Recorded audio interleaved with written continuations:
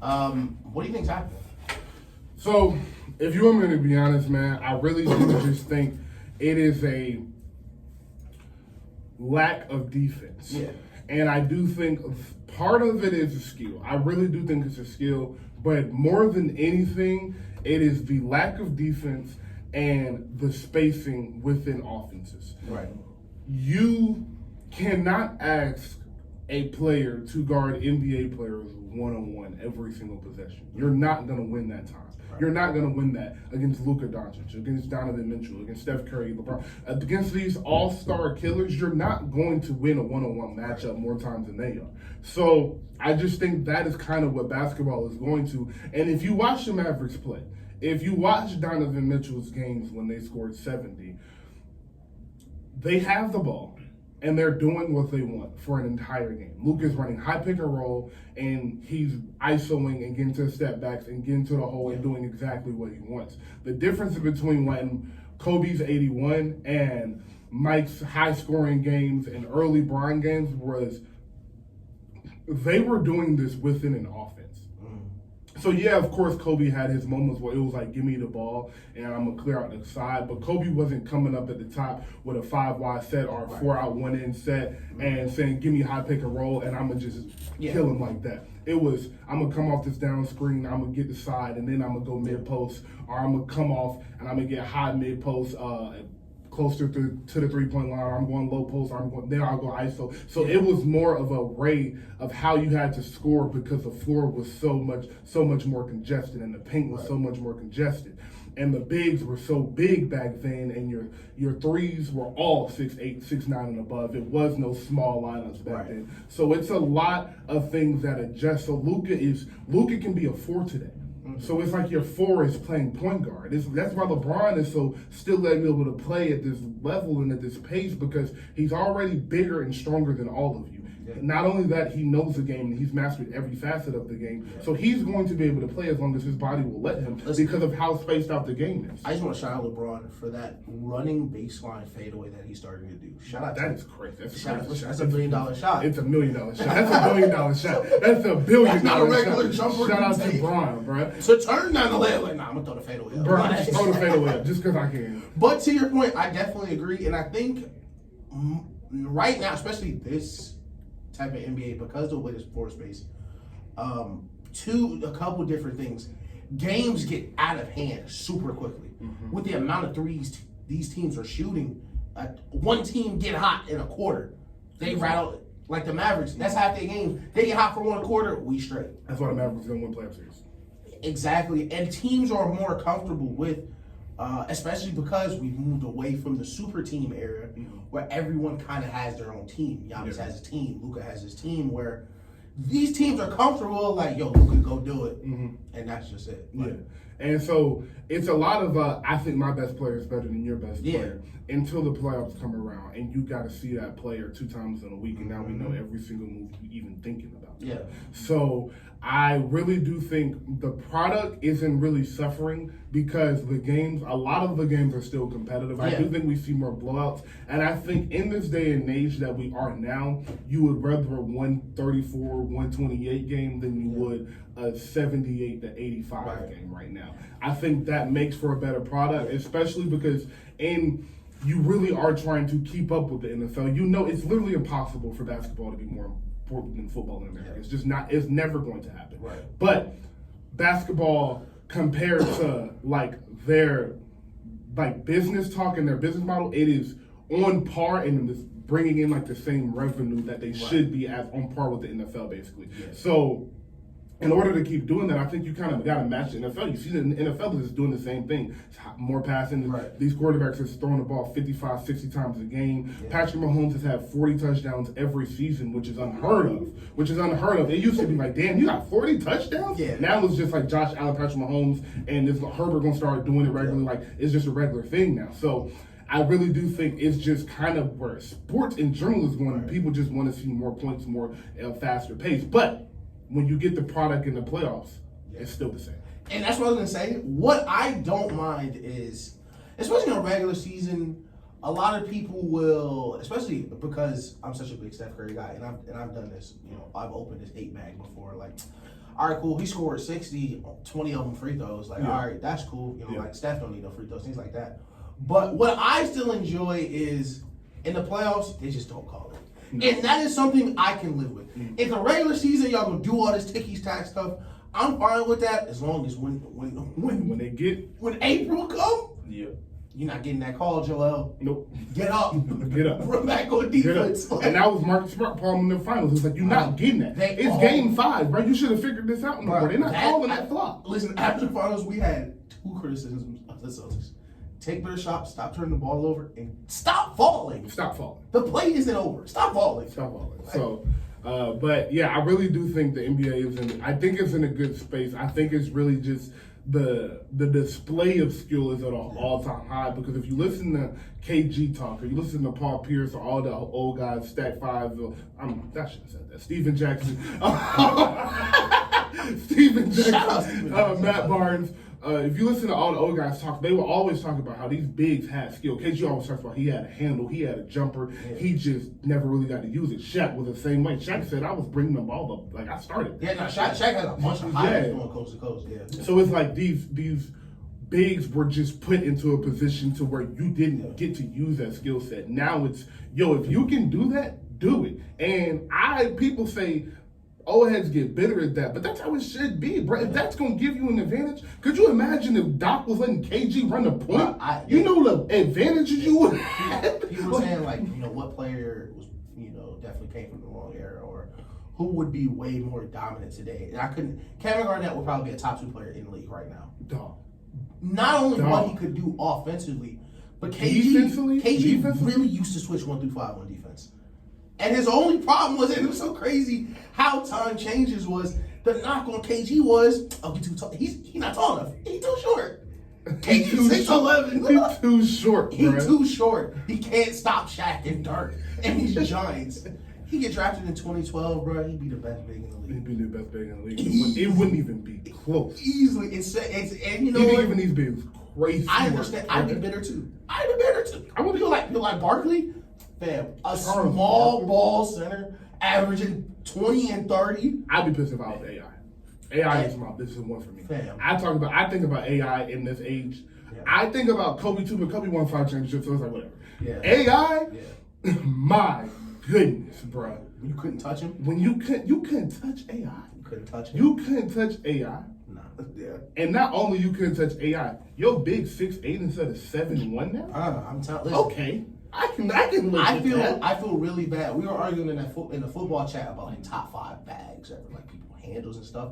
I feel so bad for people like Jason Kidd and Jason Williams. They were like, well, they don't have these stats. Like, well, they didn't run high pick and roll for 48 minutes every game. Yeah. If you would have let Jason Kidd and Jason Williams and people who could really just get on the floor and run high pick and roll for 48 minutes, their stats and highlights would look incredibly different. Like, it's crazy, and that's why you have to. It does frustrate me, because we talked about Nick Wright. We were talking about Nick Wright during the break, and how like his football takes, and First Thing First is a good football show, but basketball, it gets ridiculous. And one of his things is like, it's just a skill. Like, it's nothing to do with anything else. It's just a skill, man, and it's not. Like, yes, these players are really good, and a couple of them are more. I think the NBA is more athletic than it probably ever has been, as far as just people's jumping ability and things of that nature. But as far as the skill is where it's been. For about 25, 30 years. Like, it's nobody that is just like, oh my God, this is ridiculous. Because Kobe, like, you can tell me Kobe can play in this league. Like, the top 45, 50 players, you want to tell me Prime Ray Allen couldn't play in this league? Like, shut up. It's not the skill. It's just the game. What they'll do is, so the floor for the skill is higher than it used to be. Yes. But the ceiling is still best players ever. Exactly. Like, the floor, and we talked about this, the Shaq effect. The floor in the NBA in the early 2000s was lower because you needed to have 3 or 4 unskilled, no-name bigs on your team, so you can foul Shaq 4 times a quarter. Yes. So you can foul these other big men 3 or 4 times. You needed to have 3 or 4 players on your front line, because teams last night, the Warriors go into a game with Draymond Green and Kevin Looney, the only bigs. You in the early 2000s, you lose by 50 because they are going to get in foul trouble, and then that's just it. Because the other team still got bigs. So you saw more unskilled bigs. You saw more people like that. But without the need for that, the floor is going to raise because now it's more about skill and shooting. Mm-hmm. But those top echelon of players, Those top like 50 to 75 players. yeah, they were always going to be great. Always. It don't matter what the rules. Always. Roll the ball out. Doesn't matter how we're playing. AI is going to be able to score. Exactly. AI was dribbling around a football. Like it don't matter what year AI would have got drafted. He was averaging 30 on somebody. So Yeah, bro. it's amazing to see how the game is played. Do y'all have anybody else whose shoes got drafted in the wrong time? Got drafted in the wrong time. Like if you could put him in this era. I always say Chris Webber. I think Chris Webber is another one that, oh my goodness, Chris Webber would have been nasty. Yeah. Jason Kidd I love Jason Kidd. I think he got drafted a little bit too early. I think Ray Allen and T-Mac would have been crazy. Also, I just think any of those 6'7", 6'8" guards would be getting off like they are, like Luka is and like Bron is. No, get me wrong. Don't get me wrong. As you just said, the floor has not changed. Yeah. I don't think none of them winning championships. Like, I don't think like Vince Carter's dropping in this league, and just because we think Vince Carter he wins, I don't think it's like that. Yeah. No disrespect to you, Vince, at all. No. But I still think it's Steph winning championships. Yeah. Bron's still winning championships. Right. Bean's still winning championships, no matter the era we're in. Right. But the numbers would be inflated. Like T-Mac's numbers would look ridiculous. The first player I thought of, funny enough, was some 2K. He hit me on 2K. The original Sabonis. Oh yes, his dad. Yes. And it's so funny that people are calling him the original Jokic. The original Jokic, the first big that could. Yeah, but he was 7'2". He was a lot bigger than Jokic. And it's crazy just to think about how certain players would have stood out more. Like even to take it away from the offensive side, like Gary Payton get drafted today, defensive player of the year at point guard. You just locking up PGs. Like easy too. And you're the only player in the league doing this. Like every night. His value would be so much more because like our Gary Payton defensive player of the year in the times like okay, cool, but it's not as valuable as someone who would protect the rim. Nowadays, a lot of teams would prefer an elite generational perimeter defender as opposed to a rim protector because of the foul trouble and the things that come with that. I'm glad you said that because when you were talking about the floor of the NBA, another reason for that was because you had Ray Allen, Tracy McGrady, Allen Iverson, Kobe Bryant, LeBron James, Carmelo Anthony, Dwayne Wade, Michael Redd, Brandon Roy. I could keep going, but I'm blanking. But you had all those. That's 12 guards that you had, and it was another 8 more you had to see. Rip Hamilton, you had to see. So not only were you keeping bigs for Shaq, Timmy, Robinson, Dirk, all of them, you was just keeping defensive specialists on your roster. You had 1 or 2 guys that might give you 1 or 2 threes a game. Bruce Bowen. Tony Allen. Tony Allen might give you a 3 every 7 weeks. But he gonna play defense for 47 minutes. So you had guys that were just there for defense. So you look back on them and you be like, well, he averaged 6 points for his career, but he impacted every single game he played in. So that's another reason the floor just looks a little bit. And you saw the remnants of those type of players when basketball kind of, I don't want to say changed because it's not like, one day we all woke up and basketball is different. But like, Shane Battier was on them teams. Yes, Shane Battier. He was on them teams for a reason. Tavo Cephalosha, they was on them teams for a reason. Because when LeBron come to town, when KD come to town, you need somebody that's gonna just, okay, I know he finna cook me. Yes. But I gotta do everything in my power to make it as annoying as possible. And so you talk about, but the funny thing is, bro, we watched the phase of that type player come out the game. And if I know you guys remember, one of the last ones was Andre Robertson. Yep. There's a few of them still here and there, but for the most part, they're phased out because you have to be able to shoot because of how you're at such a disadvantage on offense if you don't have a guy on the court that can shoot, unless you have Steph Curry and Klay Thompson. Now let me flip the question. A player that would be much better in the early 90s, 2000s, and I will start. Good. Ben Simmons. Yes. Yes. He don't need to shoot. He's 6'10". Go to the Best rim. defender on the court. Going to the rim every Crazy play. handle. Yeah. He would. Yeah. Ben Simmons would never be treated the way he is today because the Mm-hmm. analytics nerds have ruined that type of player where they think, oh, he can't shoot. He can't be on the court. We need everybody got to shoot. We need stretch bigs. Sometimes we got to box out. Sometimes we just need a board. Sometimes we got to block a shot. I think so. Here's the thing. Here's a caveat to that question. This does not matter because nobody's beating Michael Jordan. So let's get that out of the way. Nobody in the 90s is beating Michael Jordan, no matter who I say. But pretend Michael did not exist in the 90s. I think these guards would be incredible in the 90s because of the switch that you would have to switch. Like Steph, you have to switch. Yeah. So if you're not going to switch on that Steph pick, that's a 3 every single time.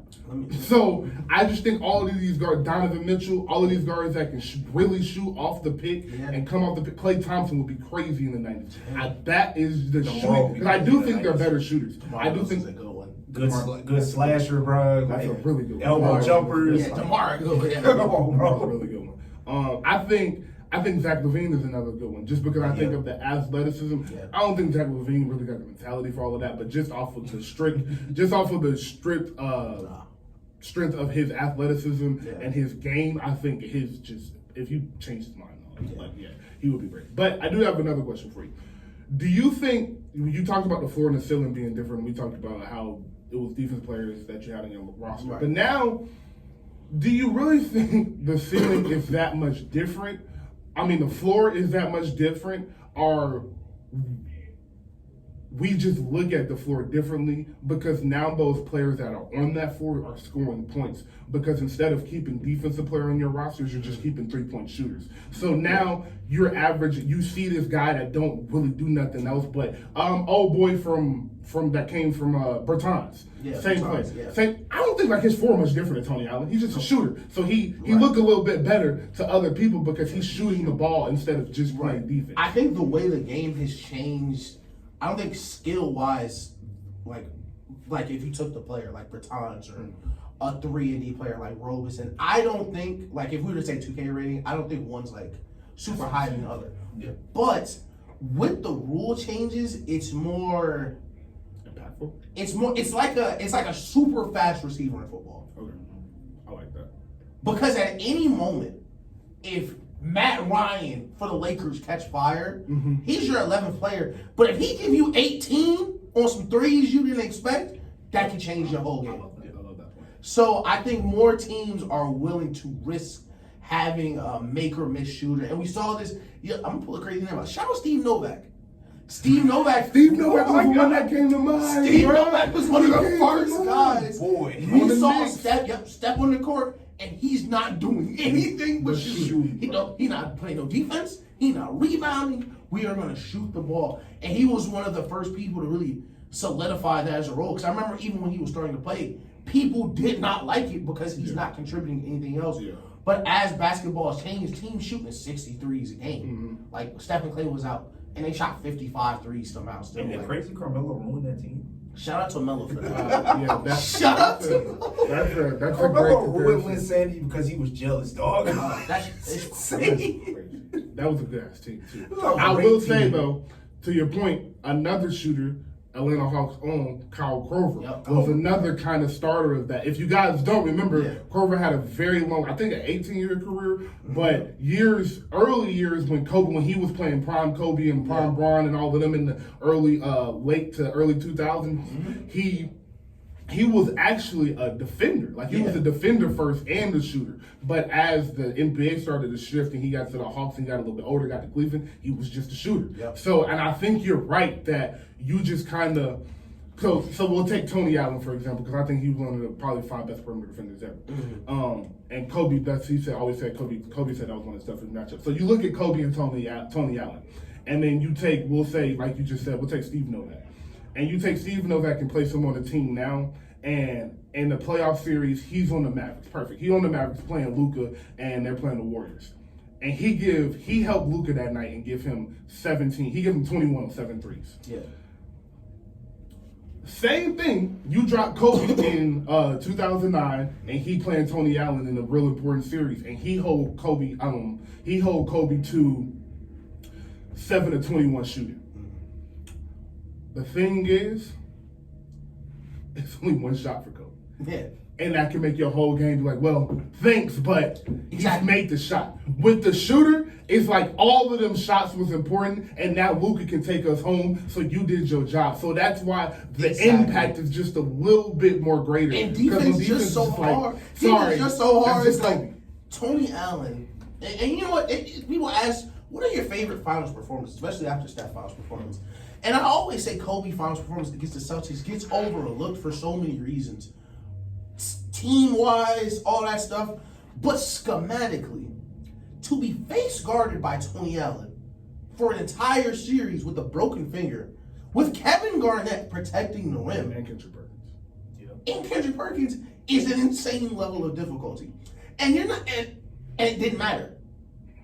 And that's why people are like, we might as well get the shooter anyway. We might as well get the shooter anyway. Because if he's going to make these shots, like think about the Orlando Magic series. Michael Petrus, love him to death. Shout out Jabari, Orlando Magic fan. Michael Petrus trying his heart out, bro. Like, he doing everything. He undercutting Kobe, got his hand in his face. You can't, does not matter. Imagine what that does to your confidence. Imagine, Like, bro, he can't see the rim. Right? And it's just, and you said, and I know it's got to be a very humbling experience, Man. because it's nothing you could do. Yeah. So you're seeing teams more willing to be like, yeah, we'll get Davis Bertans just $20 million. You know, get hot a couple of nights, you might be worth the deal. But players like Andre Roberson or Thomas Cephalosha, these two-way guys who used to be able to play 15, 20 years in the league, nobody wants you because playoffs come. What's happened is they used to be people that were invisible in a way. Mm-hmm. You're only gonna see me on defense when the times that matters. But NBA defenses have changed so much where they choose who's gonna be in the spotlight. Mm-hmm. So you don't want to shoot, we're gonna make you shoot. Yes. We're gonna make it so obvious that you're open that if you don't shoot, now it's a problem. Yes. Because we're just not gonna guard you, bro. Man. We'll leave you in the corner the entire game, and every time you miss, it's gonna get a little lonelier. The crowd will get a little more mad, and if they do it long enough, ask Westbrook, you won't stop shooting Facts. because the crowd will tell you to stop. I don't know if it's our basketball ignorance because we're just not older, but I can never remember a crowd seeing someone catch a ball and go, no, don't shoot it. Josh Smith. Oh yeah, shout out Josh Smith. Shout out Josh Smith. That's the first time I saw it, was when Josh Smith used to catch that ball in the wing and started going up. No, boy, they Shout out used the to be highlight mad factory. at Josh. The highlight factory was so crazy. That was bro. such a crazy time in Atlanta, bro. That's another Joe Johnson and Josh Smith to be crazy today. I'm so listen. We have more time. I'm so glad you said that because I was watching a highlight video yesterday, and I wanted to pose a question on here. If you could only watch highlights, what player would you put in the Hall of Fame? Is this any is this NBA back- highlights? yeah, or So we're basketball. taking away people Basketball. that are in the Hall of Fame regardless. Yeah. Jamal Crawford. Okay, that's a crazy answer. I like it. Jamal Crawford, very easy. Yeah. I said J.R. Smith. We put mixtape Oh, here that's or a just good like one. NBA? NBA highlights of stuff, okay. they did in the game. I'm gonna show you this player on YouTube, and you just be like, what type of player was he? If you only watch highlights, you would think J.R. Smith is a Nah, franchise definitely. player. Like, Yo, some of them alleys, bro. But some of them Jared Smith highlights are and I thought about this because I was watching this Joe Johnson clip from 2013 where he just started raining on people. And the last one, he get an N1 and the mic hear him call it out like while it's in the air. I was like, damn, listen, if I only watched Joe Johnson highlights, I'd have thought this nigga was Kobe. No, Joe Johnson was him for real. He was The greatest player in Big Three history. Joe Johnson was so good in Big Hey, I Three. seen him at the They brought program him over the back. summer, bro. He is Joe Johnson kind of cold in person. Hey, Man, they had Joe Johnson at 40 on the Pistons. He was so good in the Man. Big Three. Dog. They was watching him in the Big Three like, we gotta bring him back. We gotta bring Brody back, dog. That's crazy. So, speaking of Hawks legends, what's going on with Trae Young? What's going on with the Hawks right now? bro, like Why are they so I trying don't understand. this is what's going to happen. And I'm glad we talked about this. I'm glad you brought this up, bro, because I really did want to get into this because I want the Hawks to be good because Atlanta is my home. Number one, the Hawks need to fire Nate McMillan. Right. They need to get him out of there, and they need to do that sooner rather than later. I would prefer they do it next week and go ahead and get it over with. Hire an interim coach, do whatever you got to do. Right. Second thing you have to do is get off of John Collins' contract. Mm-hmm. Get somebody in there that can help you Yep. win now. Because this limbo that you're in is a pointless place to be in the NBA. Either tank and try to get a draft pick or make a move that makes you a real threat in the East. Yeah. Because there are so many threats in the East, you need a guy bigger than John Collins, bro. Capella is fine. I like Capella. He is a experienced vet. He doesn't make mistakes. He catches lobs. He's going to give you 12 to 18 rebounds Playoff every single experience. night. Yep. He's going to play defense. He's good in switching. He Yep. is a perfect 5. He's a perfect starting big. Your backup big, I do not want to mispronounce his name, so I'm just going to say African. 17. Yes. The African He is a great backup big. Yeah. AJ Griffin off the bench is really good. DeJounte Murray and Trae Young can be a 1A, 1B option, but that third option has to be a 20-point per game, an 18 to 22 point per game score. Yeah. And it has to be a guy that is over 16. Who do you go get? I have no idea.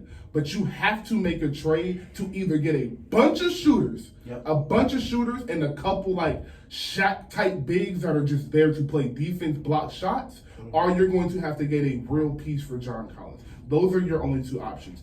Then when you hire a coach, you have to hire a coach like Ime Udoka for the Celtics that can tell Trae Young to shut up. Yeah. Shut up and stop crying. You're going to play defense. You're not this all-star prima donna diva that don't get to play defense because he got to shoot the ball 30 times a night. Right. You're going to play defense. I don't care if it's bad defense. You're going to give an effort there. You're just going to stop letting people go by you. You're just going to stop acting like you're trying to get a steal and so the play can get by you and you can go to the next help. You're going to play real team defense and we're going to lock in on the defense end. When the Hawks do that, Trae Young has the talent. For as long as they're in the game, 6 minutes into the fourth quarter, he can take you home. Right. I believe that wholeheartedly. I believe that is his step for them to stop looking at that Luka trade as lump-sided as it is. You're going to look at that Luka trade as lump-sided as it is, as long as Luka's in the playoffs performing that he is, and you at home crying and not playing defense. Listen, life coming too fast. Life coming at you Listen, fast.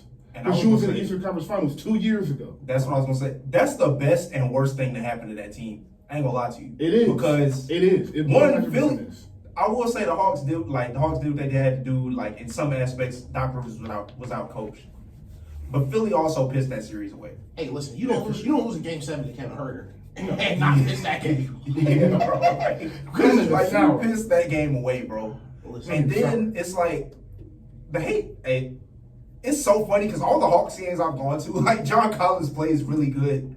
I don't watch every game they play, but like the hate Hawks fans have for John Collins So here's is the- hilarious. So to piggyback off what you said, first though, you said a couple good things. First, the 76ers did piss that series away, as we predicted they would, because not only is Doc Rivers a bad coach, but Embiid has struggled in big moments in the playoffs. So we saw that coming. Trey being a big game player, we thought it was gonna be a great series. Yeah. What we did not expect was that if Trae Young struggled in the most important game, that they would lose to Kevin Herter. Red Velvet bailed him out. Because Red Velvet for sure bailed them out. But Red the Velvet. John Collins thing is, it's amazing how the NBA will parallel each other. Yeah. Because John Collins and DeAndre Ayton are going through the same exact thing. Mm-hmm. On damn near the same exact contract. In the same exact situation for the same reasons we said was going to happen. We said, listen, don't pay them. They had good years. They had a good year as a team. We understand that. But what you can't do is take 2, 3, 4 years of data and say, well, this series is what did it. Jordan Poole didn't get paid because he had a great finals. Jordan Poole got that contract the minute Steph Curry got hurt, and he averaged 30 that month and a half. Yeah. That is when he got paid. So when they make these, rash decisions, the rest of the franchise has to pay for it. And I feel bad for John Collins. You want to know why? Because John Collins didn't pay himself that money. John Collins might try to get a bag. Yeah, I think I don't blame him at all.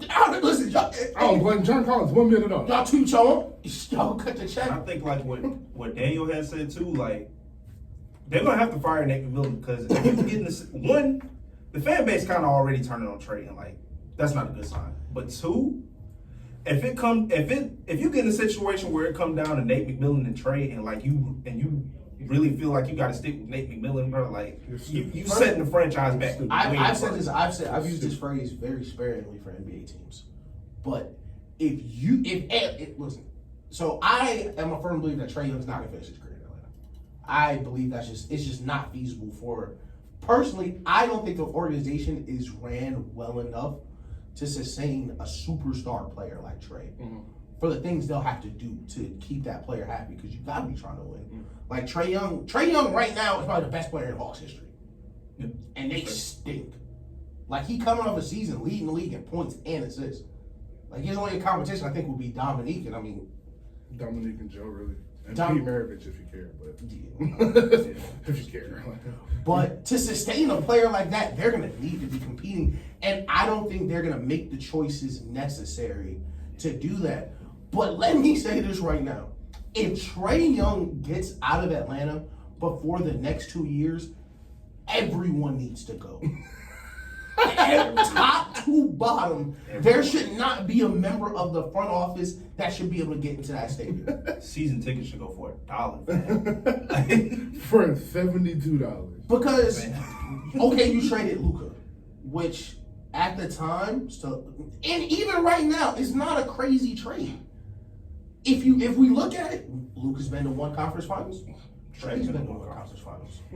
Neither has any MVPs. Luka has a bunch of NBA first teams and stuff like that. But for career-wise, you can still kind of, make the argument that it's not that big of a deal. You can justify the trade. Mm-hmm. But every year, it gets a little harder. It's worse. The gap grows a little bit more. And it's not because Trae Young is taking a step back. It's because what we predicted, the things around him are not progressing with him. So I think you got to get John Collins out of there as soon as possible. And that third person, you need someone that's going to play defense. Yes.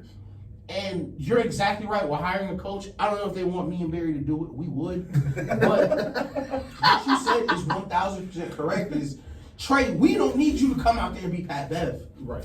We don't need you in people's face for 48 minutes, fam. You got to do something. But the effort, like y'all saying, can't be questioned. Yeah. And I had this problem with Garland last year. Garland, even when he was an All-Star last year, defense was awful. Mm-hmm. Positioning, footwork, all that stuff was bad. This year, you can see a specific improvement of, okay, I'm not the biggest guy. My rotations need to be on time. Yes. I can't be late getting to the rim. I can't be late doing these things because I'm not big enough to cover up for that mistake. Mm-hmm. So just the attention to detail, because Trae Young know basketball. Mm-hmm. Trae Young been playing basketball for a long time. Trae know what he need to be doing on defense. He knows exactly. I was about to say, and he can't even really use the size as an excuse because I'll use Kyrie as an example. Kyrie not the best defender in the world, but like he give effort. But yeah, like when he rotates, he really give effort to sit down in that chair, bro. Like he might get a steal or two. I went up to one of my favorite players to watch in league pass, Jose Alvarado. Yeah. Jose Alvarado, the littlest dude on the court, playing amazing defense. Yeah. Just because he want to, bro. Steph. It's Steph. You just gotta want to. Steph run around on offense for 48 minutes and guard every possession. Like literally, you just gotta try, bro. Like nobody's asking you to be like the best defender in the world. And we did cut you some. Listen, those first couple of years where it was just you and Kevin Huerter against the world, you gotta shoot 40 times in games. I get it. I'll say this though. I think two things. One,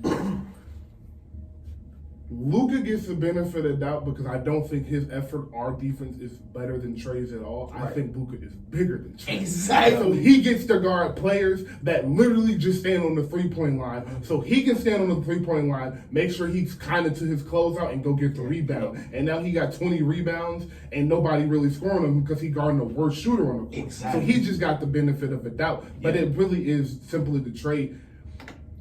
It's simple to trade, kind of Luka, and I think some of these other players, Brent, they don't want to work for real. Yeah, they want to work. They want to be really good, but they don't want to be great. they don't want to get to that pinnacle and the peak that Steph brought. The ones got to, and you know why I know that is because to be able to have the offensive skill and offensive firepower that they do, and play the defense that's all of these other players we're naming have played at that level, you gotta be in the best shape of some of the people on earth. Like you have to be in the upper like 0.00% of earth as the part of shape you're in. And that's why you see Tatum does it. You can tell Tatum, look at his pause, but look at his body. Look at how he gets after every night. That is conditioned. That is work. Trae Young is not conditioned. Luke is not conditioned. I'm glad you said Tatum because people don't understand. So for the casual basketball fan,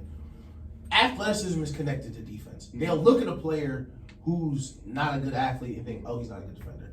Or they'll look at a guy who is a really good athlete and think, oh, yeah, he's probably smart on defense. And that's not the case at all. Right. But what I love so much about Tatum is there was a point in Tatum's career where you could have been Zach LaVine. Yes. If Tatum wanted to wake up, score 28, relax on defense, he could. But he wanted to be great. But he wants to be the best player in the league. Literally, I think like the first 2 years of his career, like he was like an average defender, you know. But like the effort was always there. The effort has never been questioned for. But his body changed. His body changed. He got stronger, and when you're, I think he got taller too. He definitely got taller. They say he like that year after the bubble. They say he grew like a inch or two. Yeah, no, he definitely got taller. But also, when you're working, same way you working on offense, you got skills, tools. You're recognizing things different because you literally just don't know what you don't know. Yes. You didn't know before that, this jumper was open because this pick was set at this very specific angle and we went at this time. The same way you don't know, he was going this way because his foot did this and this is the play. So the attention to detail that you have on defense, you don't lose that. You keep gaining every time. So you'll see players like Kobe, like Tatum now, where they can lock in on one player, like in the Nets series. These are the things we have to do. Yes. And they can execute that perfectly. Yes. But against other teams that don't play defense for real, like that, we're gonna play defense playoffs, like the Bulls and teams like that. The Nuggets. We're happy to be here. And when the time comes, we'll play defense. No, you won't, because you don't know how. Yeah. It's not a process that starts in the playoffs. So, and you know, I actually want to transition this to my biggest disappointment this year, the Timberwolves, where I haven't seen any of that improvement. I didn't have any expectations for that. I thought they gave up way too much for Rudy Gobert, number one. Two, I didn't understand the vision. At first, I thought I understood the vision because, you know, Cat's like a stretch 4 or 5, like, you know, so Cat's Rudy will control the paint. But, like, when I see him on the floor and, like, I see the pick and roll, I'm like, who thought this was a good idea? What was the goal? It's very... So I've never been more disappointed in a player than I am in D'Angelo Russell. And it's not just because of how bad he's playing. The stuff he is saying, like, I don't know D'Lo as a person. I would never, try to disrespect somebody I don't know. But he be sounding like a loser, dude. Is he from California? He might be. If he's from California, that would explain. Zion out there playing football. You a grown man. You Zion height. What are you talking about? He playing football. Get rid of him. What? He playing football out there. What? Man. That's the NBA. What do you think the people who guarded Shaq thought when they saw him? When they saw D'Lo complain that Zion too physical. Like, are you thinking that Shaq threw under rim thought, bro? Man. Not only did you say he was playing football, it was like, you said it as if like, damn, there's just nothing we can do about it. We just lost because of that. You little... That's what I'm saying. Like, I have never seen so much quit in somebody like this team. The Timberwolves, for real, quit. Like, it be over. And we talked about the belief in people. We talked about it in the NFL a lot, like Joe Burrow. Mm-hmm. I can put on a Timberwolves game and I know they don't believe they're good. I can see they think they stink. Yeah. And that's the worst part, because when you look at the players on the team, they should at least be a playoff team. So this is, I really be at a point and I be watching TV and it's like, damn, why don't they talk about every team? And it's just, and NBA Today does a good job of it. And NFL Live, if you get a chance to have the day when you can watch NFL Live, Dan Orlovsky and Ryan Clark are phenomenal. And they touch on most teams. So I always wonder in the NBA, like, why don't they touch on the bad teams? And why don't they touch on the teams that like could be good and talk about that? And I realized, other than ratings and blah blah blah and all that, just you don't deserve to be talked about. Like, you don't want to be great, and I see that. So what I'm talking about you for? Exactly. Like I see y'all. I can watch that product on TV, just like you say. I can watch that product on TV and see y'all not practicing. Y'all don't care about this for real. Because y'all got the talent to be really good. Y'all got. I would argue y'all have a top 7 roster in the West. Oh, yeah. I would argue if you guys were coached right, Ant-Man could potentially be a top 7 or 8 player in the West this year. Yeah. If y'all put him in the right positions to succeed with his ability. But it looked like y'all just in practice, just in La La Land, just playing 5-on-5. Like y'all, hey, watch this.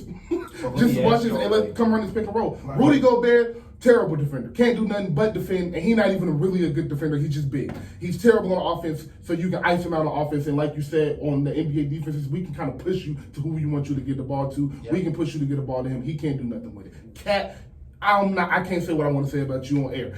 And this has nothing to do with you. I love you. West Side till we die, twin. Yeah. And D'Angelo Russell. He really get to go home to Jordan tonight, bro. D'Angelo Russell, D'Angelo Russell, bro, like, you gotta get him out of there. They gotta blow Minnesota up. And it sounds crazy because they just did that shit for Rudy Gobert, but they gotta blow Minnesota up. Because I don't want to talk about him no more. I think the only thing you can keep is like, you have to keep Rudy.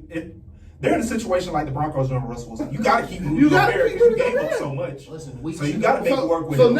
So now Rudy Gobert and Ant-Man, 1 and 2. I was about to say, that's what you got to keep. Listen. Rudy basically in Utah again. Because that worked in Utah. Fellas, weeks ago, I was crazy.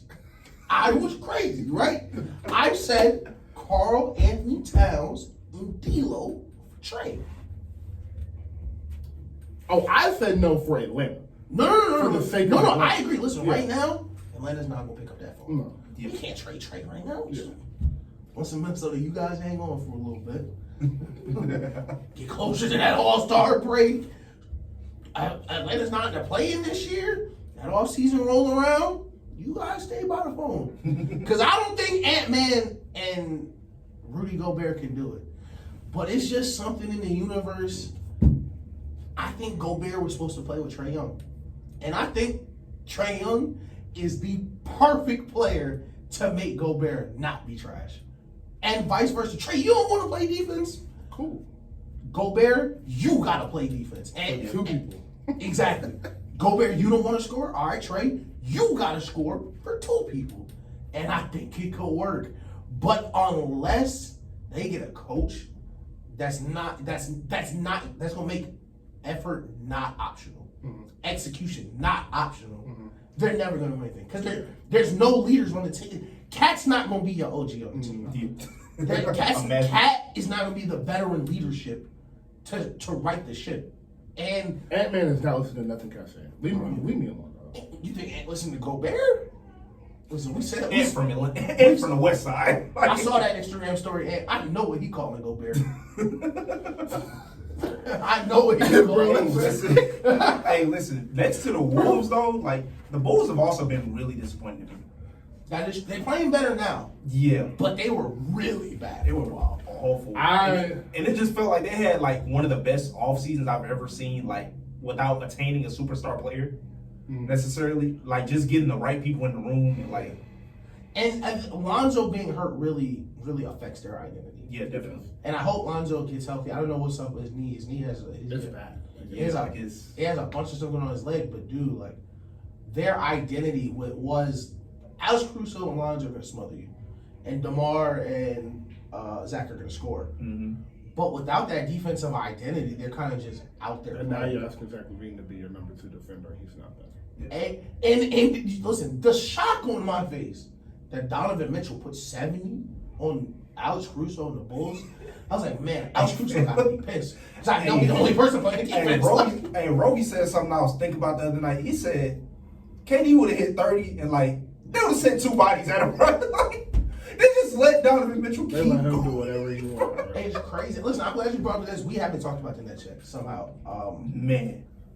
Oh, real quick before we get into the Nets, I just wanted to mention, I had to say this because you said I don't get why people are mad at John Collins because like when I watch him, he plays He good. plays great every time I go. I want you to know John Collins is on a 5-year, $125 million. He is averaging 13 points on 49% shooting and 8 rebounds. Bro, That is why people are mad. Bro, I kid you I not. just Every had to say time that. I've gone to a Hawks game in the past year, he's had 20 and 10. And I just look at him like, yo, like, I have seen some John Collins tweets that I have never seen about him. Like some real angry tweets, some disturbing tweets almost. Oh man. But I saw somebody, no exaggeration, say, I do the time right now. I confess to it. Like, what? He said, bro, I beat my family. it's been all bad since he tried to jump off that plane, Oh. bro. That's what it is. okay, but to Brooklyn. That is the... Nothing was more embarrassing than John Collins trying to jump over that damn plane. With Atlanta across his chest. Oh my God, he had the goggles on, G. Listen, don't piss me. All right. He had the goggles on. All right. Let's get to the Nets, bro. So back to He put on a Herschel Walker helmet, dog. He Yeah, leather. put on a Herschel Walker helmet, dog. Oh my Hey. God, bro. I love the fact that Herschel Walker just back to being a punchline. The idea of him being a politician was really scary. But now he's just back to being stupid. So Oh my God, bro. So back to Hayden. I wanted to say this really specifically. I said this earlier in the Madden chat. Steve Nash is 1,000% proof that if you're white and nice, some things just might happen for you. It just might. Because you really had people thinking they weren't a playoff team, bro. You know, you just might get 2 MVPs. You just might get a chance to coach Kevin Durant, possibly the best player in the world, Kyrie Irving, possibly the best second option in the world, with no experience. And you know, if you do a bad job the first year, it's okay. You know, We'll give you a second we'll give here. you one more. Okay, if you want you fired, now we'll hang around. Because you know what? The media does not apologize to people. And we weren't one of those people who did this. But when Kevin Durant demanded that he got fired, there was a lot of backlash. Yep. There was a lot of little attitudes like, oh, look at KD blowing How teams. could you? You're a player. Listen, LeBron, they got 8 people fired. LeBron went to the finals and still got his coach fired. As he should have. It's insane. Shout out David Black. Hey, listen, Shout out I ain't David gonna lie to you, because it was some years where I wasn't looking at basketball on a deeper level. I never understood David Black getting fired after going to the finals. Yeah, you don't start Timothy Mozgov in the finals. Oh, Hey, yeah, bro, that did until happen. this day, there is no That reason they did should have lost that fight. That did We happen. don't have to have this conversation right now, but there is no reason they should have. Matchup wise, it's No it's reason. insane that Mozgov was starting. I know LeBron is mad about that fight. LeBron was averaging 38 points a game. And the only reason Mozgov was on the team is because David Black coached him overseas.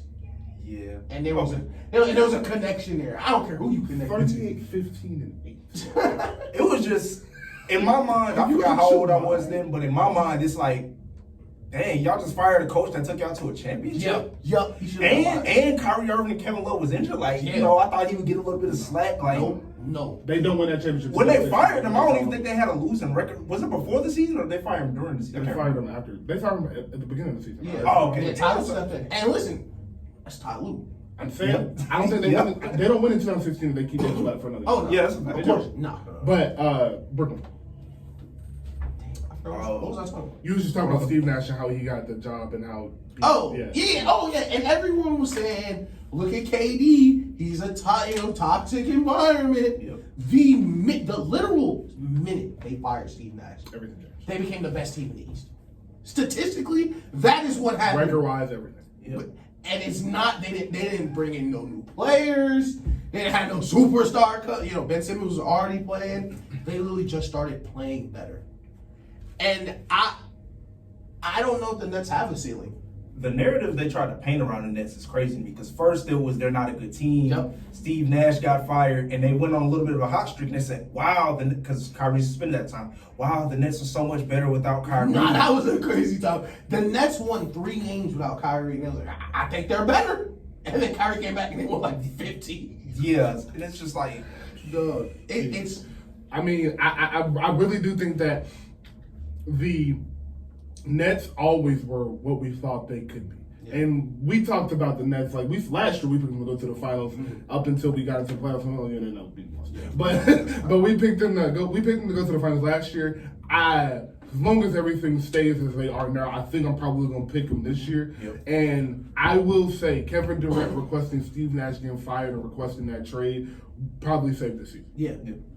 Because, excuse me, if Kevin Durant doesn't do that, I do not know if they are taking because they're not good this year. Steve Nash is still the coach. No, yeah. So they're probably middle of the pack, 7-8 seed just off the brilliance of KD and Kyrie.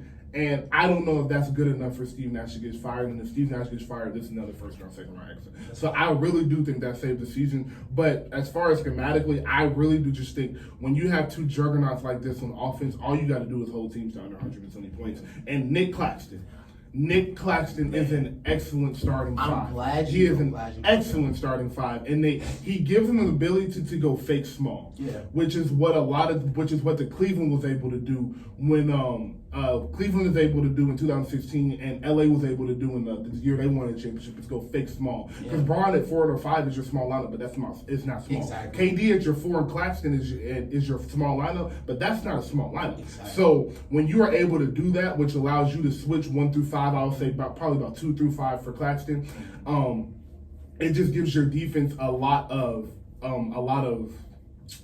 what is the word I'm looking for? Versatility. Versatility, there you go. That's exactly what I was trying to say. A lot of versatility, and to your point, we talked about the small guards, Kyrie, Patty Mills, Steph Curry. He's able to hide them. You're able to get beat a little bit more when you got KD and Claxton at the rim for your help. So I just think the Brooklyn Nets are built differently, and I think they needed to get Steve Nash out of there because not only is their defense better, the effort is there. So I just think Brooklyn is on the track. So I'm glad you brought up Nick Claxton because he got to see it through, my boy. Yeah. Because the Jared Allen trade looked so bad for a really long time. Mm-hmm. For a really long time, it was like, man, the Nets really could use somebody. Just blocking shots, just getting rebounds. You had him, y'all let him go. Nick Claxton kind of eases that up because Nick Claxton is one of the best shot blockers in the league now. And not only just Nick Claxton, Royce O'Neal, and what's bro name from the boat? TJ Warren. I want to give all them credit because they are filling the roles a team like this needs. Royce O'Neal, TJ Warren, Nick Claxton, we need y'all, y'all got to be them guys. Y'all got to be them goons, them 3-and-D guys. Get you, y'all got to do the dirty work for real. And not only are they doing that, they are hitting shots too, which is super important. You're seeing in games, they go to TJ Warren on the block if he has a mixed match, or Royce O'Neal will walk into an open shot if he is open. And that is important because they need willing contributors on their offense as well. But with Kyrie and KD, they're just, it's just heartbreaking. It's just heartbreaking. I watched that Pelican game. It was heartbreaking. Did y'all watch the end of the Pelican game? So Zion didn't play, no BI. Probably supposed to be a blowout, but KD could not hit anything. That's always funny when the NBA players just can't make a shot tonight. But I'm pulling up middies, it's hitting the front of the rim, backboard, and it's just coming out. KD, you can see him walking down the court pissed. Looks like he can't understand it. The game gets almost tied, and Kyrie scores 7 straight in the last minute in the game. It's like, and all the shots, awful shots. That is my favorite basketball. Hey, Kyrie got dropped from Nike and everything just changed. Awful shots. Awful shots.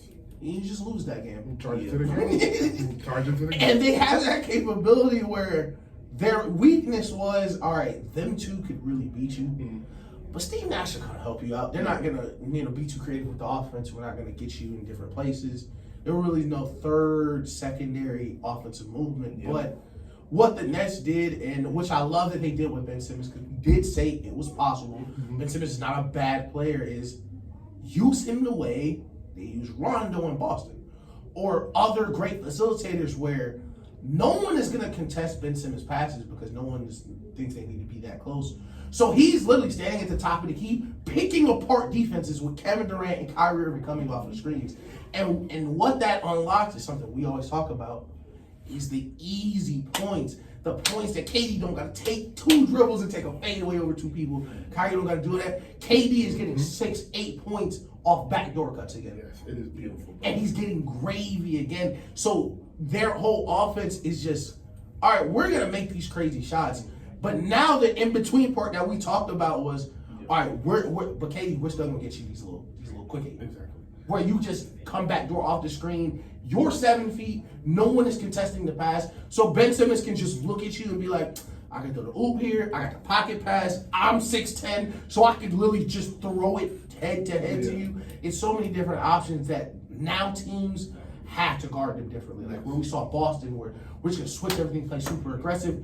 With the way they're backdoor cutting and the way their offense is now, they present a different situation than we're just trying to get KD to the elbow. It's just amazing what competent coaching does. Oh. And that interview that KD did with Chris Haynes, like it just showed you everything. Like I remember I read in there, he was like, he was in practice telling him like, yo, I want to go for shell drills, I want to do it for this. And like Steve Nash was like, no. Like Stupid. you don't see why he wanted you fired? And I will KD a good guy. I will say, to piggyback off, you said this roster. So one thing, I'm going to say 2 things about the roster. One, I think they should think about doing something silly, but I think it might benefit them when they see Cleveland, Philly, and Milwaukee. Go sign Dwight Howard, our boogie cousin. Damn, hey, I love that. Just to give you 4 fouls. So you can wear down, like, hug Giannis, squeeze that nigga tight, Right, pause, but like, squeeze him, drain his energy. Yep. Just 3-4 times during the game, knock him on his ass. Embiid already a little mentally don't know if he's a little soft mentally. So get him bother him. You know Dwight Howard, he's great at being annoying. Like it's very annoying to watch Dwight Howard being annoying. That's how good he is. That Nugget series? Yes, exactly. So just go in there and do that. I would get Dwight Howard just to do that on the vet minimum for the last couple for the playoffs. Right. But what I love about the Brooklyn roster is my thing is obviously you have to shoot threes to win championships at this point in the NBA. And what it's looking like, I know the Warriors aren't the Warriors that we're expecting them to be, but they still have the best 5-man lineup in the league. And all they care about right now is making sure Jordan Poole and 3 other players can come off the bench. It's looking like it's probably going to be Jordan Poole, Anthony Lamb, and 2 more players. So really 1 or 2 more players. They're looking to see what they want to do with Wiseman and all of that, if they're going to play Moody consistently or Ty Jerome. So really they're fine. Or PB&J. Our PB&J. So Baldwin Jr. for the non-Warriors fans. When you kind of are looking at the peak and you are looking at the top, because you're building to beat the champions. So you're now building again to beat the Warriors and to prevent a run, because if you're looking at NBA, you're like, oh, this might be possible again if they can get another piece in there too. So this year they can get to the finals. If you don't see the Warriors in the finals, you're looking at probably seeing the Nuggets. And I would probably say the second team after that, the third team after that would probably be Memphis and maybe LA if they get lucky. Either one of the LAs. I don't think it's looking. Lakers still there. Bro, I don't think it's gonna happen just because of injury, but quiet is kept. You might have to see them. But besides the Lakers, you have to have 3-point shooting, and if you're playing the Warriors, you have to shoot the greatest shooting backcourt ever in history of life. So what they did was, all right, we got these elite scorers. And we know these elite scorers are going to be able to create open opportunities for our shooters. But what we have seen throughout the playoffs these past few years is Houston. Sometimes their shooters just don't make the shots. Yeah. Denver. Sometimes their shooters just don't make the shots. Memphis. We can go down the list, and there's one more team I was thinking of, but whatever. Dallas. That's what it was. Yeah. Sometimes their shooters just don't make the shots. So what are we going to do?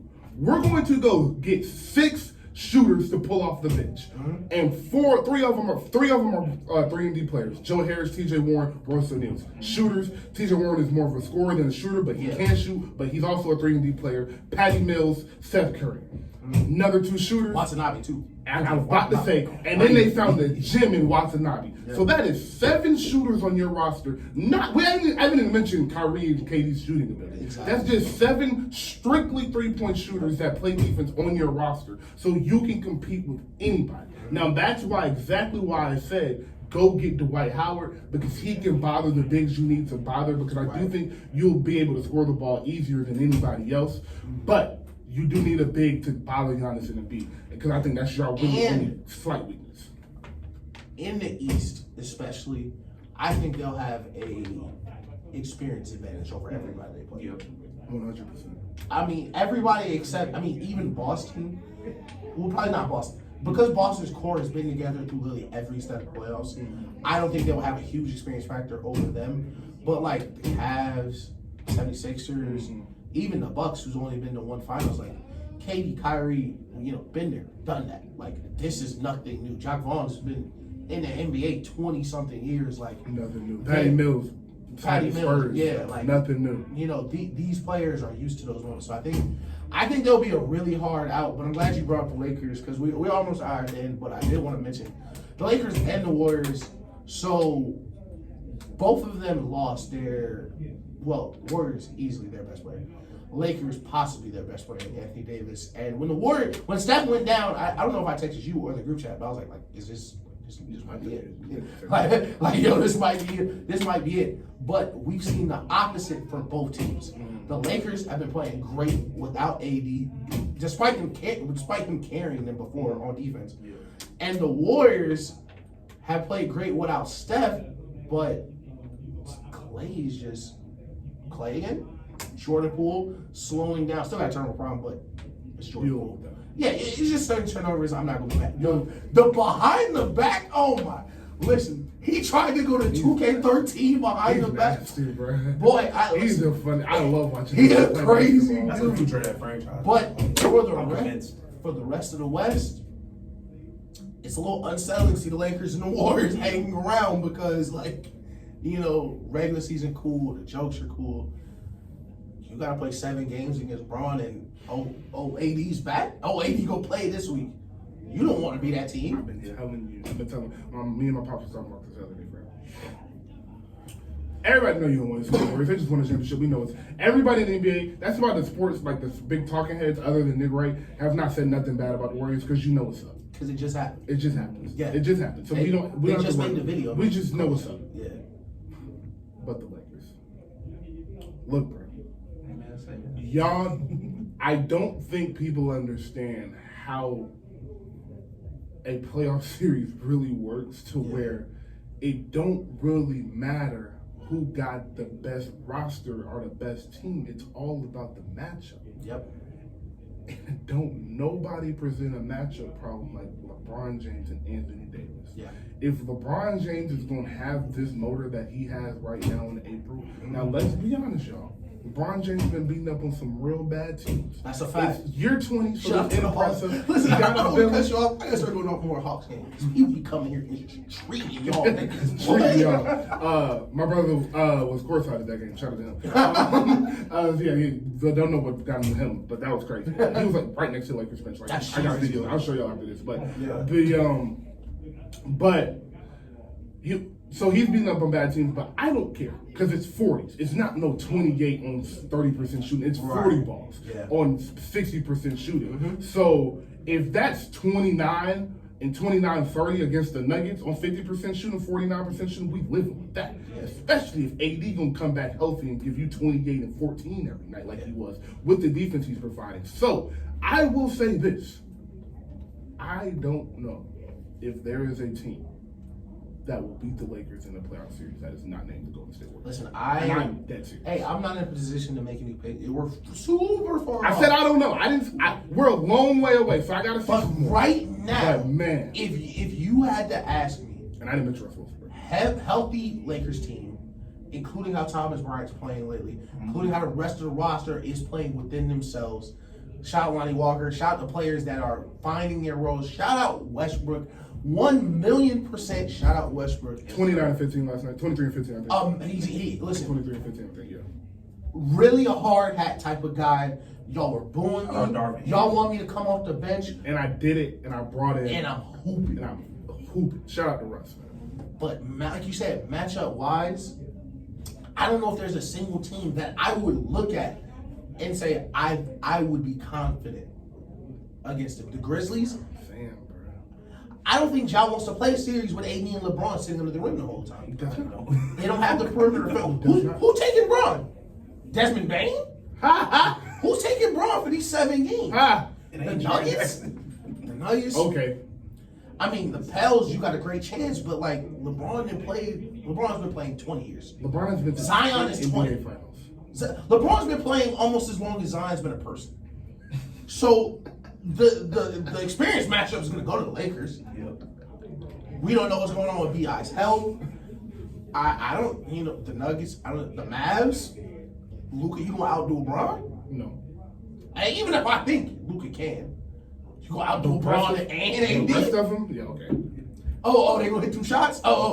Game 6. Game 6, Dorian Finney-Smith's going to hit that corner. LeBron closing out. Yeah. Even if In the Luka middle. does outdo Bron, Christian Wood not outdoing it. Listen, game on the line, they send that trap at Luka. I can't remember what call it. In the crypt. Crowd going wild, the ball in there heading to you. You making that shot? In the crypt. You making that shot, Christian Wood? In the crypt. What are you doing, stupid? In the crypt. I can't listen. Luka swing the ball to that corner. I don't think Christian Wood's making that shot. Like, I don't see any teams outside of Golden State because of Golden State having conquered LeBron before, being on the war with LeBron. Steve Kerr, they know what to expect. They know the level of competition. And the shooting. And the shooting. The shooting would stretch that series open. And they understand that Braun can control the whole series. Mm-hmm. They understand that. I don't think nobody else understands that. Because listen, it's a lot of superstars in the league. And even if I do think Luka's the MVP right now, or Ja is one of the best point guards in the league, the Chrysler 300 still looked like a fan. Until that Phantom pulled up, he looked like the best player in the league. Until LeBron, listen, you gotta win 4 games. AD gets you one, you win one at home. If for 48 minutes, Braun look like Braun, it don't matter what Luka gonna look like. Bro, I'm telling you, bro. Because the Rolls Royce, when it pull up on that's not a Chrysler, dog. Like, That's not a Chrysler. It's superstars. Yeah. It's playoff superstars. And then it's Steph and LeBron James. Yes, it's GOATs. It's GOATs. Yeah. It's GOATs. It is. The playoff superstars, your Luka. I'm going to give you crazy numbers. I'll throw Kawhi in there. I don't think he reached the GOAT pinnacle yet. Yeah. I'm going to give you some crazy numbers. Jokic, Ja, Tatum. Then it's the GOATs. Yeah. And that's the boys with the finals MVPs in the NBA. Yo, KD, yo, Steph, yo, Bron. It's different when you see them, bro. It's not no normal playoff series. This ain't basketball you play that you've been playing all series. You could be in the Western Conference Finals. It's not the basketball you've been seeing, bro. Because LeBron is about to control every single thing from minute 1 to minute 48. And you're going to have to figure out how you can expose the advantage that he proves. But the thing is, he knows what their issue is. And he gonna do his best at hiding. They got some ugly ass lineups they been pushing out. Some ugly ones.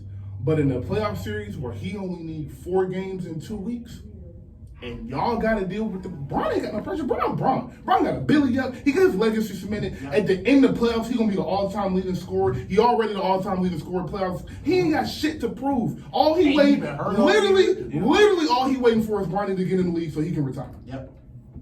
But let that nigga see 5. Let that nigga smell 5. Fam. And he get in the dance. And he get his dog back. I said this about a week ago. LeBron has never won a playoff series in Los Angeles. In the state of Los Angeles. In the state of Los Angeles, like at home. All right, yeah, my bad. I ain't been in school in a long time, bro. I'm sorry. Memphis, y'all don't think he know that? Y'all want to be the one? Y'all want to be the one to tell Bron he not going to the playoff series in Los Angeles. And, I don't know. Well, listen, we watch a lot more basketball than we used to, actually, because we're older. We can afford to. Like, League Pass not free, but, man, I watch a lot of Lakers games. And I have been one of the first, LeBron, I was one of the first people to let y'all know LeBron not the same he used to be. But LeBron at 80%, like... It's better than you, motherfucker. LeBron at 80% might be the 10th best player in the world, maybe. He might be the 10th best player in the world. And in the playoffs, he might be 3. And LeBron is such a specific matchup where we talked about like how teams used to need extra bigs to stop Shaq. LeBron's still so big, but LeBron also still super fast. Like LeBron, I was watching that Magic game, and I made sure I watched the Magic game because all them boys is young. So they running up and down the court. Braun is turning on the Jets, and no one's meeting him at the rim. Like, he's still one of the fastest players in the league. And what a trend that's always held through LeBron teams is we're going to be good in the offense in the regular season.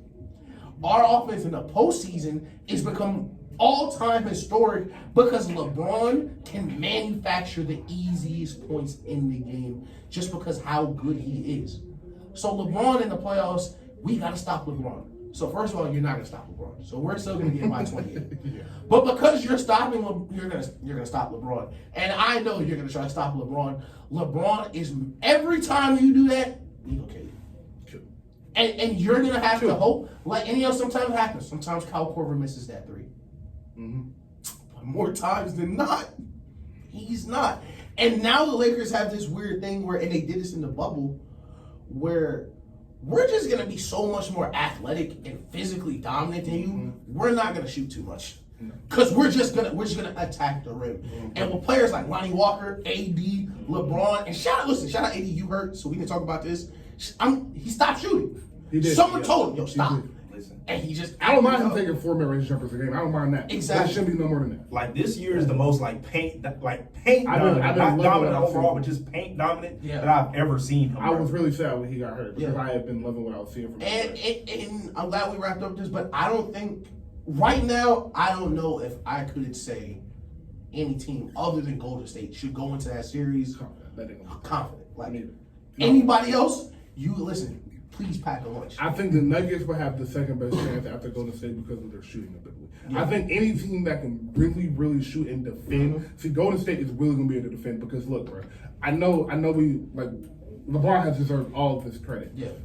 But bruh's still 38. Nah, yeah, that's a fact. And the playoffs is 6 months away. 4 months away. And the round he would see Golden State in, imagine they play in the Western Conference Finals and it's the last week in May. It's like, that's a little different when Andrew Wiggins really go full court guarding you for every minute you on the court. Shout out Kuminga too. Kuminga's done a great job. Kuminga, we got Kuminga, Clay, and Kuminga. I'm in Draymond switching on you nonstop. Yeah, AD gonna eat. But the shooting ability that the Warriors have, I think, would just separate them and make that series. It would be competitive, but I think the Warriors would probably win that series just because, like, Steph is at all. I think Steph is a little bit. I think really we talked about this. Man, we need to end the show. But we talked about this with T, and he was talking about how Luka and Giannis are better than Steph, and we're saying like, yeah, the numbers are cute and they look great in the regular season, but what we're saying why they're not better than him is because the way he's able to break the game. Literally, yeah. And that was the same way. The best players, Bron, he was able to break the game open in a way nobody could. And Steph does that now. And I think their game-breaking ability would be like pulling at each other, but the shooting that Steph would just open up for the Warriors would probably give them. Like you said, like you said, LeBron's playing a different game. LeBron and Steph are playing just different games come playoff time, especially. Exactly. And like we talked about with T, like Steph and these prime GOAT superstars did things that you literally just would not even ask of other people. Like that you could not even fathom asking another point guard, even all-time great point guards. All right, defensive player of the year is on you. Best defense in the league. They think it's one of the best defenses since the 04 Pistons. Go ISO on the road for the next 3 games. And we'll win if you succeed. And they did. You can't ask that of other people. So when I was telling him the Giannis and Steph thing, like Giannis can't do that, but it's not, it's not a knock on Giannis. Nobody can do that. And those being able to break the game in the playoffs is so important because, fam, we might have to play 7 times in 11 or 12 days, bro. Yeah. Every single play that we run, every single screen, every single timeout, everybody knows what's gonna happen. The difference is for players like Steph and like LeBron is they can literally present you a situation you have never experienced in your basketball life. You've been playing basketball 20 plus years at the highest level possible, and you have never been in this situation. No. And that's the thing. Like you say for the Celtics, we're going to ask you to go ISO. But it's like, we're not asking you to ISO. We're asking you to, we're not asking you to ISO. Not only are we asking you to ISO, we're asking you to hit some of the toughest three-pointers a human can possibly take. We're asking you to come off the screen full speed and go into your shot because this is the only time you can shoot it. But we absolutely need you to make this shot. I need you to come off the screen with a 6'10" power forward in your face and let this go. And then I need you to make this shot. And he did. It's the same thing with Bron. Like, Bron, I know that's Tim down there. I know that's Tony Parker. I know what's over there, but I need you to be LeBron. Man, listen. I know that's KD. I know that's Steph. I know they won 73 games. Yeah. But for these 3 games, I need you to go do some shit nobody else can. I was watching the Heat highlights on how the Heat old defensive rotation used to work. Man, that shit was beautiful. And if you really want to look at how physically gifted LeBron really is, they invented a rotation for LeBron that no team since has used because they physically are not fast enough. LeBron used to rotate from the corner Dog. to the rim to the back to the corner, dog. He would come opposite corner. An example of this is him blocking the Thiago splitter dunk because he's not supposed to be there. But LeBron is so fast. Not only was he there, he beat you to the rim, and he's already in there. He's already in there. And then he could sit in the chair for 48 minutes if he needed to, just in case. And then we'll take Tony Parker in the last 4 That quarters. boy was a dog in Miami, dog. That shit And that's was an crazy, example boy. of like that shit was crazy. you just don't ask people to do that because it's just not something they can do. No. So I like listen. We talk about Bron stuff a lot to wrap up the show. I would be very wary of playing either of these teams come playoff time because they were supposed to be done. Both of these teams had every opportunity to collapse in on each other. Mm-hmm. Darvin Ham, a new guy. The Warriors, the young guys really not, Not what you thought you were. Draymond just punched Jordan Poole, like, You get complacent. You got 4, like what you like, man. It's very unsettling. We've been talking about these players for a long time, man. I'm excited, bro. Yeah.